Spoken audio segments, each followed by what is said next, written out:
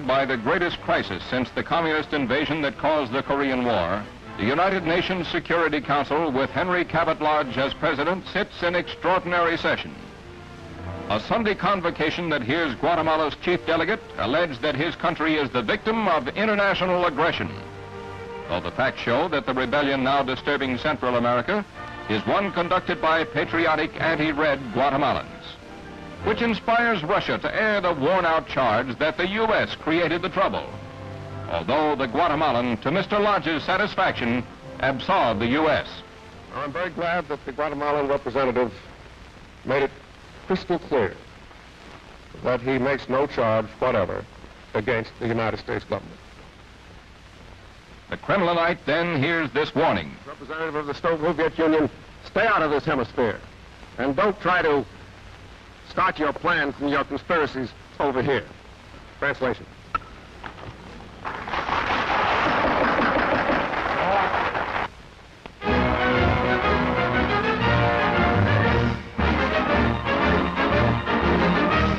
On the Guatemala-Honduras border, the town of Nueva Octopeque, headquarters of the Guatemala insurgents, is invaded by a plane load of American newsmen, including Al Waldron, Movietone veteran war photographer.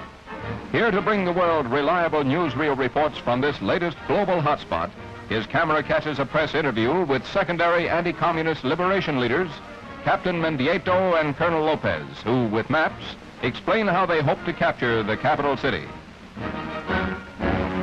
Massing for an advance against the communist-dominated forces of President Jacobo Arbenz Guzman, the liberation patriots are well equipped with small arms. They quickly overrun a number of border towns which surrender without a shot being fired. But it's all very confusing. For while rebel headquarters bustles and its top leaders, Colonel Carlos Castillo Armas on right, here with his first aide Colonel Mendoza, plan their campaign, the United Nations is racked with conflicting opinions about what to do to avoid further bloodshed.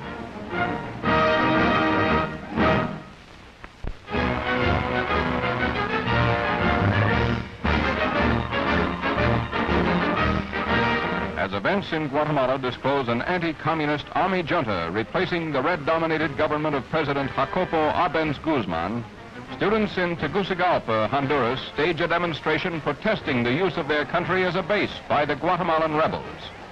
And it becomes inflamed by the news that communists bombed a Honduran airstrip at San Pedro de Copan, a scene to which the chief of the Honduras Air Force, Major Hector Carocchiola, brings your Movietone cameraman in the press, where a native identifies the hole dug by the bomb, which was a dud. But the ousting of the communists hasn't stopped the original rebels, with reports now telling of the bombing and strafing by them of Guatemala City.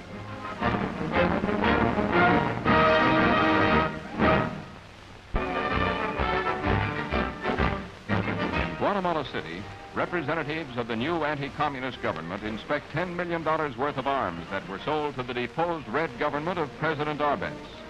Manufactured in Czechoslovakia and delivered by Polish ships, the collection was supposed to help the commies to suppress the rebellion against their tyranny. But listen to this. It's all junk. The commies, knowing they didn't have a chance, unloaded a lot of defective arms on the Guatemala Reds. A new twist in red duplicity.